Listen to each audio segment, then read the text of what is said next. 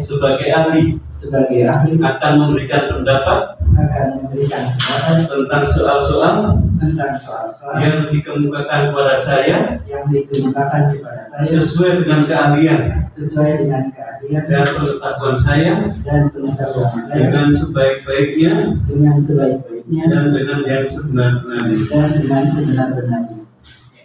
Tentang syarat dan proses penilaian dalam sebuah ijazah. Jadi ijazah itu kan ada nilainya yang tertuang di ijazah. Nah, syarat ketentuan untuk memasukkan nilai itu seperti apa dan proses dalam memberikan nilai itu bagaimana, ketentuan itu seperti apa? Dengan penilaian dan terkait dengan ijazah ini sudah diatur ya di dalam PP tentang standar nasional pendidikan. Karena dengan keluarnya Undang-Undang Sisdiknas tahun 2003, waktu itu sudah keluar PP nomor 19 tahun 2015. Lalu di tahun 2013 revisi pertama yaitu melalui PP 32 tahun 2013 tentang standar nasional pendidikan, itu revisi pertama.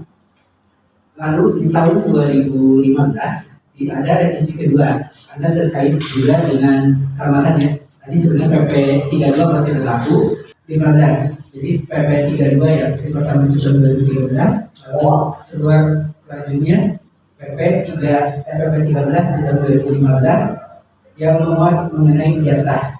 Nah, di ijazah di situ apa saja yang harus tertuang di dalam ijazah dibunyikan di dalam PP, apa yang perlu dimuat di dalam ijazahnya. Yang dia saya bacakan tapi di PP 13 ini nanti di pasal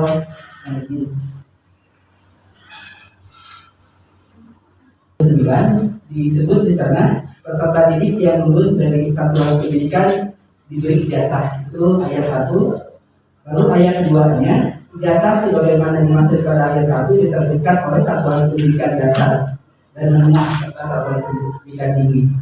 Yang ketiga, pada jenjang pendidikan dasar dan menengah, ijazah sebagaimana dimaksud pada ayat 2 paling sedikit berisi A. Identitas peserta didik, B. Pernyataan bahwa peserta didik yang bersangkutan lulus dari penilaian akhir satuan pendidikan, dan C. Daftar nilai mata pelajaran yang ditempuhnya. Nah, pada yang pendidikan tinggi memang dikeluarkan oleh perguruan tinggi. Itu pertama sebagai dasar hukum terkait dengan ijazah ada di dalam PP. Lalu terkait dengan penilaian, karena turunan dari PP itu adalah adanya standar 8 standar sesuai juga dengan amanah undang-undang bahwa dalam kurikulum itu mengacu kepada 8 standar, dan salah satu dari 8 standar itu terkait penilaian yaitu standar pendidikan. Nah, standar pendidikan ini pada tahun 2013 diatur melalui Permendikbud nomor 66. Nah, di tahun 2013 melalui Permendikbud nomor 66, judul permennya pendidikan penilaian. Lalu di tahun 2016 ada revisi kembali di bulan Juni, yaitu Permendikbud nomor 23 sama tentang standar pendidikan. Jadi tentang pendidikan ini 2013 mengacu sampai 2016 bulan Juni itu, jadi dari 4 Juni 2013 mengacu kepada standar nasional pendidikan nomor 66 tahun 2013. Di tahun 2016 di tanggal 6 Juni 2016 keluar Permendikbud tentang standar nasional pendidikan, yang di dalam klausulnya disebut dengan keluarnya Permen ini di 6 Juni itu berarti Permendikbud 66 itu sudah tidak berlaku dan dinyatakan tidak berlaku. Jadi itu ya, jadi di 2013 dan di 2016 ke 6 Juni itu sudah mengacu kepada standar nasional pendidikan. Nah, lalu sebagai turunan tadi PP 13 revisi kedua, di tahun 2015 itu pemerintah mengeluarkan juga Permendikbud nomor 53. Jadi Permendikbud 53 tahun 2015 yang berbunyi tentang penilaian hasil belajar oleh pendidik dan satuan pendidik pada pendidikan dasar dan pendidikan menengah. Karena di standar di bulan Juni itu bahwa pemerintah melakukan penilaian yang harus dilakukan itu ada penilaian pendidik, penilaian oleh satuan pendidik, dan penilaian oleh pemerintah. Maka penilaian pendidik dan satuan pendidik ini diatur oleh Permendikbud nomor 53 di tahun 2015. Nah, selanjutnya terkait dengan ijazah, karena ijazah juga erat kaitannya dengan penilaian tadi ya, karena akumulasi dari nilai-nilai tersebut dituangkan ke dalam ijazah. Maka di tahun 2016 itu pemerintah mengeluarkan petunjuk teknis yang dikeluarkan oleh Balitbang.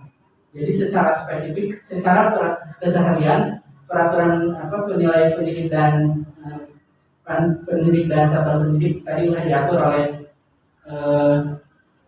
Permen. Nah, untuk ijazah, karena ijazah itu kita biasanya kementerian mengeluarkan petunjuk teknisnya di tiap tahun.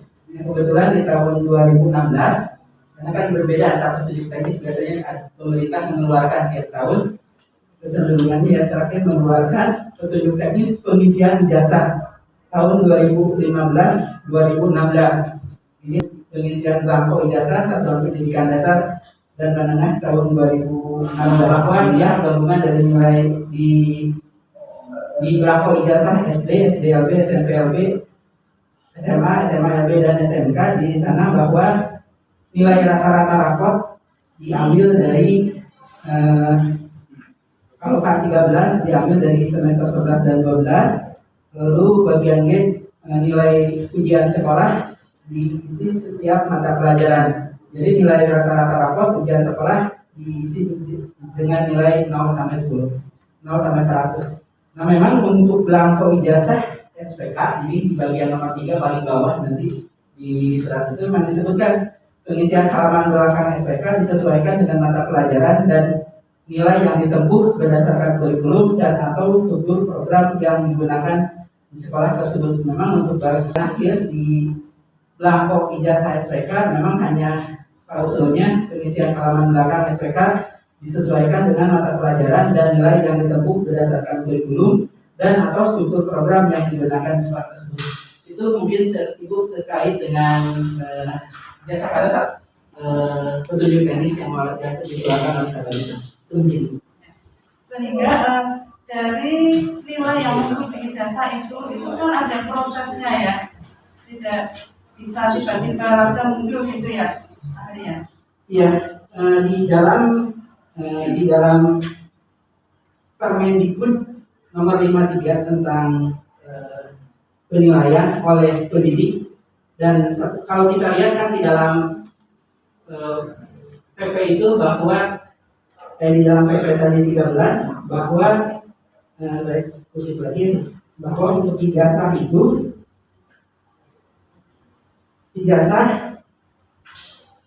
harus ada pernyataan bahwa peserta didik bersangkutan lulus dari penilaian akhir satuan pendidikan. Tadi ada penilaian oleh pendidik yang meliputi penilaian pendidik itu meliputi aspek sikap, pengetahuan, dan keterampilan. Kalau penilaian oleh satuan pendidikan ini meliputi pengetahuan dan keterampilan. Nah, di sini disebut bahwa penilaian dilakukan dalam bentuk penilaian akhir dan ujian sekolah atau madrasah. Jadi pasal 9 ayat C ya, bahwa penilaian dilakukan dalam bentuk penilaian akhir dan ujian sekolah. Nah, penilaian akhir meliputi penilaian akhir semester dan penilaian akhir tahun. Nah, hasil penilaian sikap tadi disebutkan ya, hasil penilaian pengetahuan keterampilan di deskripsi dalam bentuk rapor. Jadi di sini kalau mengacu ke pasal 9 di peraturan Mendikbud tersebut, penilaian oleh satuan pendidikan itu ada dilakukan dalam bentuk penilaian akhir dan ujian sekolah. Jadi di sini kalau pakai dan sebenarnya ada penilaian akhir, di mana penilaian akhir itu meliputi penilaian akhir semester dan penilaian akhir tahun. Lalu penilaian oleh ujian sekolah berarti nanti setelah mau lulus sekolah. Jadi itu mungkin kalau mengacunya ke peraturan ini. Kalau mengacu ke Permendikbud 53 tentang penilaian itu pun itu baru penilaian oleh satuan pendidikan. selain itu juga ada penilaian oleh pendidik ya. Jadi dibedakan di regulasinya, di PP-nya pun di undang-undang di PP tentang standar nasional pendidikan dibedakan bahwa penilaian kita ya sampai tahun ini ya, karena kebetulan tahun ini kan keluar PP baru ya. Penilaian itu ada 3 penilaian oleh pendidik, penilaian oleh satuan pendidik, dan penilaian oleh pemerintah yang dalam bentuk ujian nasional. Itu pada pemerintah. Nah itu mungkin jadi ada yang harus dilakukan oleh penilaian oleh pendidiknya, oleh penilaian oleh satuan pendidik, ada penilaian oleh pendidik. Mencantumkan nilai dalam ijazah begitu ya.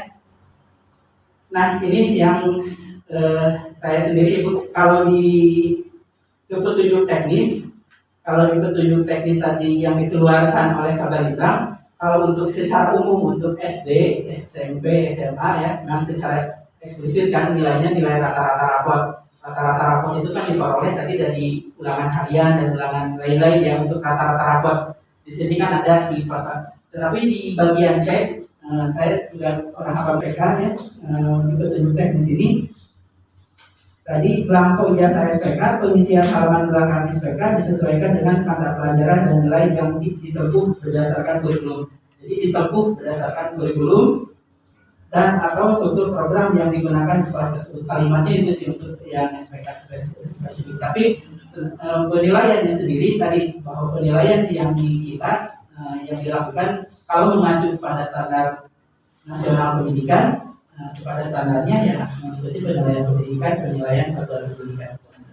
Kalau mau mengacunya ke PP 50 tadi PP 13 bahwa ijazah itu harus ada pernyataan sudah melakukan penilaian akhir. Nah, kebetulan kalau penilaian akhir di dalam Permendikbud 53 itu disebut penilaian akhir semester dan penilaian akhir tahun. Tapi saya nggak tahu nih apakah maksud dari penilaian akhir dalam PP 13 lalu penilaian akhir yang ada dalam Permendikbud 53 itu hal yang sama gitu, karena sama-sama menggunakan kalimat penilaian akhir. Untuk pemberian nilainya itu disamakan dengan mata pelajaran lain, itu apakah dibenarkan? Sepertinya sedikit cerita dulu ya. Penilaian itu kan untuk mengukur kompetensi yang ditetapkan. Jadi kan penilaian itu lebih mengukur jelas apa kompetensinya. Karena yang akan dinilai itu kalau yang di K13 itu sekarang istilahnya kompetensi dasar. Kompetensi dasar ini kan ditetapkan. Dan dari kompetensi dasar itu kan diajarkan dalam proses pembelajaran baru dinilai. Jadi menilai kompetensi dasar yang ditetapkan. Nah, intinya menilainya kan menilai kompetensi dasar, kompetensi yang sudah ditetapkan. Jadi antar harus jelas nih apa yang diukurnya dulu sudah ditetapkan. Karena ditetapkan baru dinilai. Itu mungkin prosesnya yang perlu dilakukan. Jadi tidak antara satu dengan lain yang berbeda, antara kompetensi satu dengan kompetensi lain yang berbeda. Antara mata pelajaran satu dengan mata pelajaran lain berbeda. Jenjang kelas pun berbeda. Jadi tidak bisa disamakan karena dia menilai kompetensi yang sudah ditetapkan. Itu mungkin prinsipnya penilaian itu kan bagaimana mengukur terkait dengan kompetensi dasar yang sudah ditetapkan. Nah, itu jadi mungkin kalau pertanyaannya ya yang diukurnya seharusnya kompetensi dasarnya yang mana dulu gitu ya, tidak bisa satu mata pelajaran pun antar kelas kan berbeda, kompetensinya berbeda. Kompetensi dasar kelas 1 dengan kompetensi kelas 2 kan berbeda, sehingga seharusnya kan bisa jadi kan sekarang ya ibaratnya kalau saya belajar tentang bahasa olahraga, sama-sama olahraga, saya mau mengukur renang nggak bisa diukur dengan poli kan nggak bisa disamakan.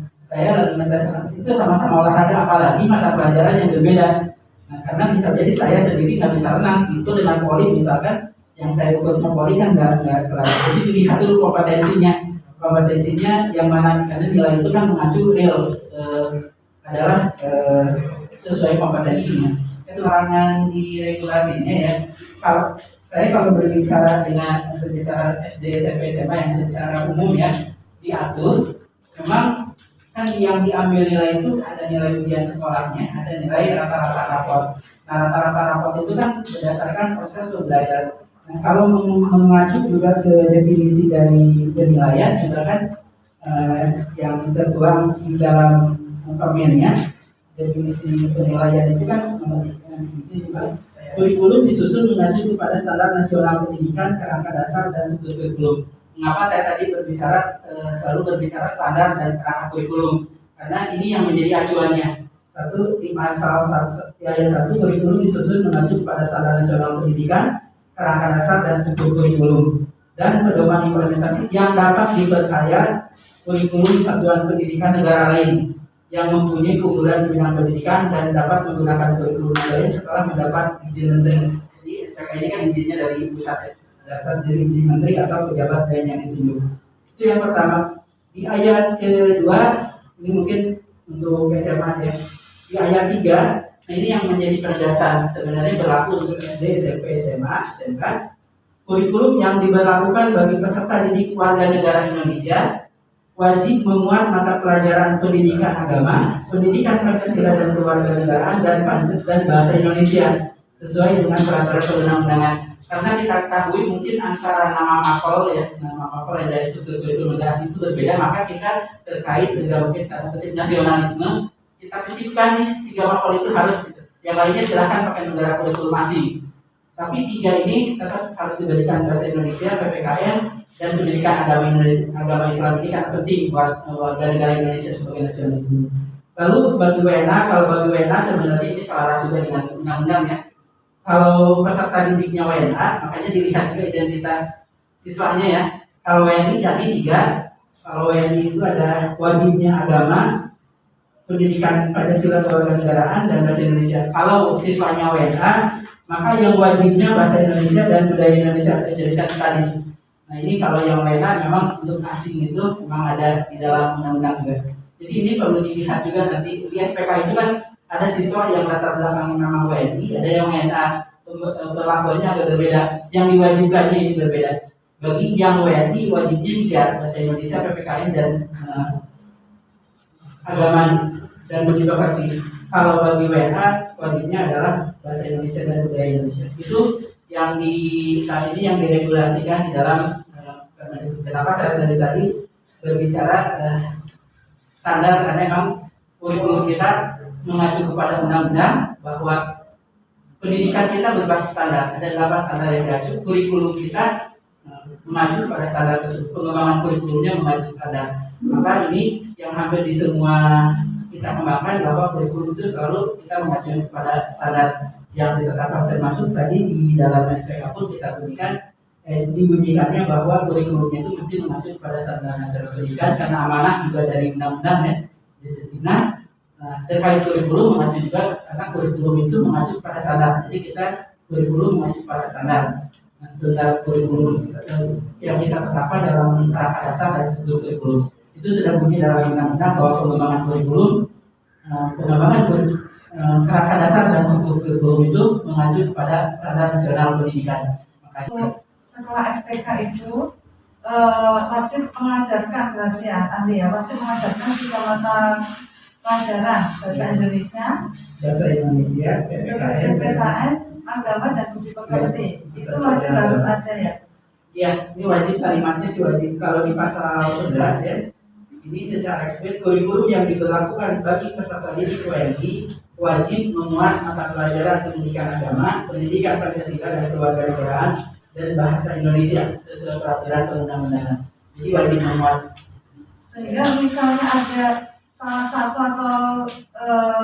atau mata pelajaran dari ketentuan tersebut, misalnya untuk agama dan budi pekerti serta pendidikan kewarganegaraan Pancasila itu tidak diajarkan, terus kemudian ada penilaian, itu apakah bisa dibenarkan? Ya, semestinya ada pembelajarannya baru ada pembelajaran ilustrasi.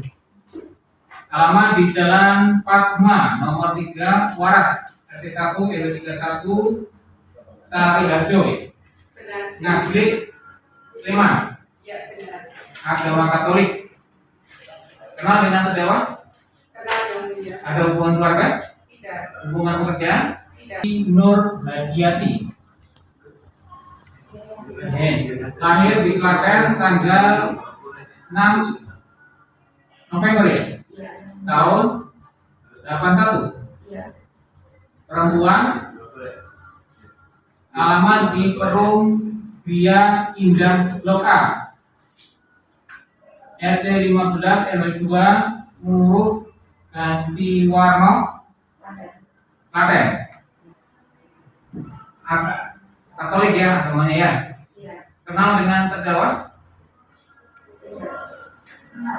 Hah? Kenal?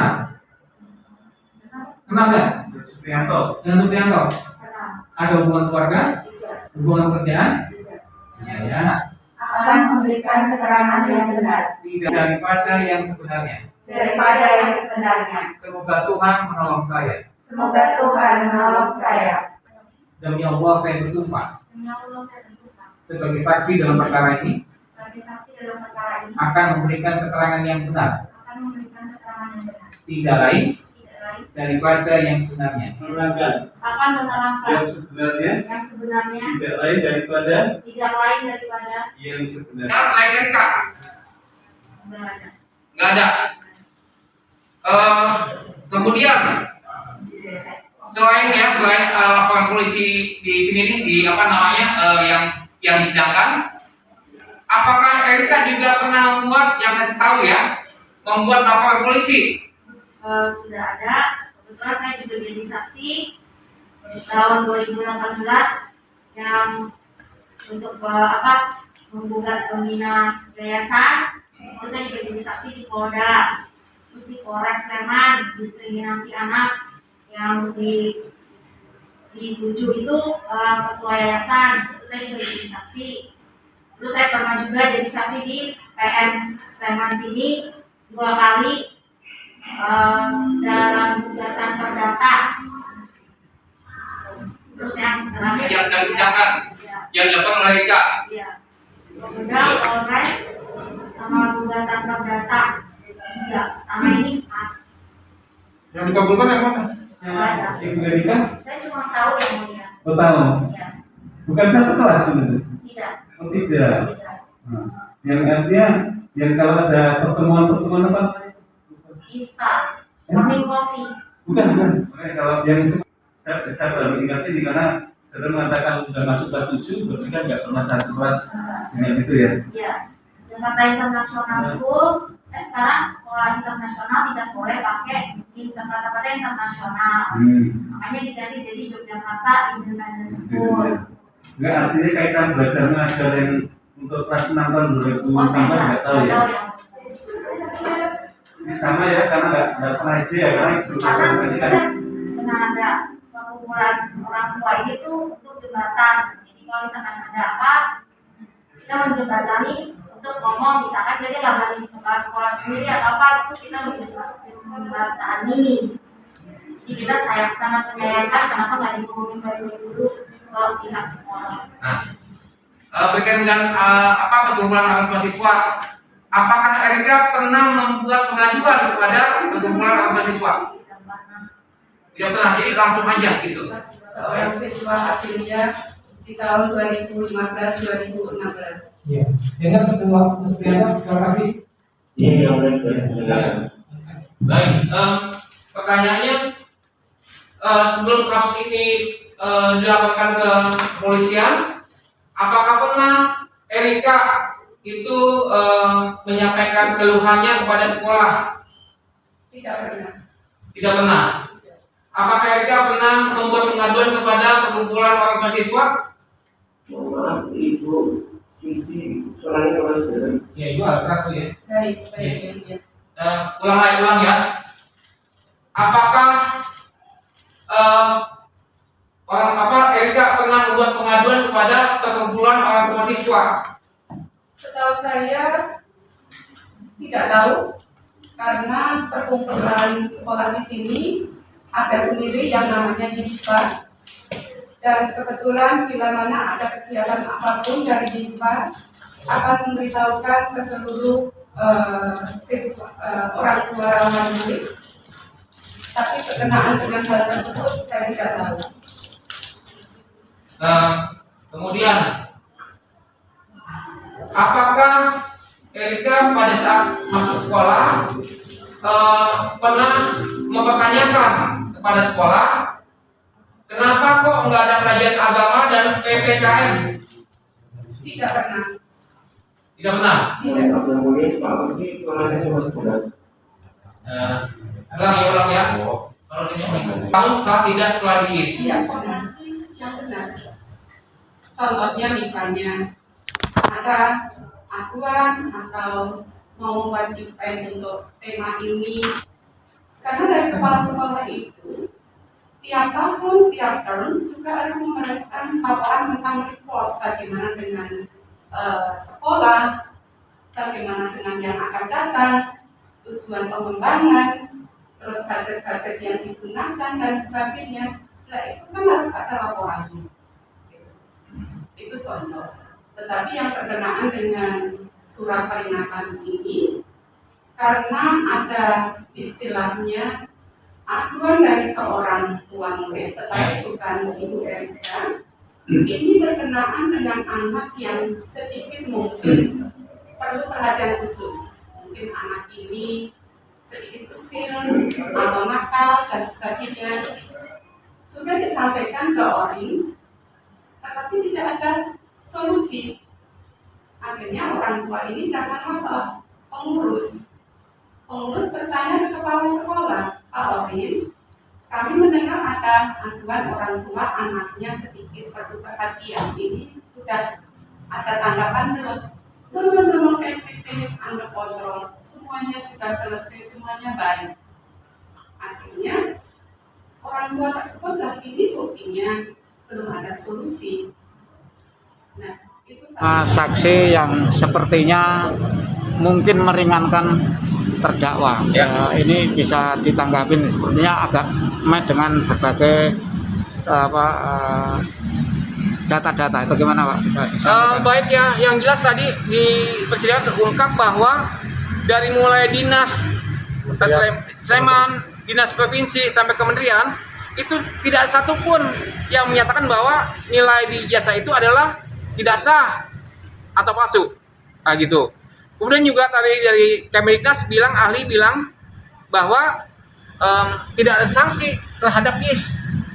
Ya, kemudian juga saksi fakta itu menyampaikan bahwa Supriyanto tidak punya kewenangan memerintah kepada anak Indah Lesmana sebagai admin untuk masukin nilai. Nah, begitu. Kemudian juga yang menarik adalah bahwa tadi diungkap bahwa saksi-saksi yang dihadirkan oleh Erika, Joko, Ana Indah Lesmana, Hana, dan Orin, itu mereka itu berhenti bekerja hampir bersamaan. Kan sebenarnya ada apa? Kemudian ditambah oleh fakta bahwa Erika juga udah membuat banyak laporan di polisi. Ada 3 di polisi dan 2 di pengadilan. Oh,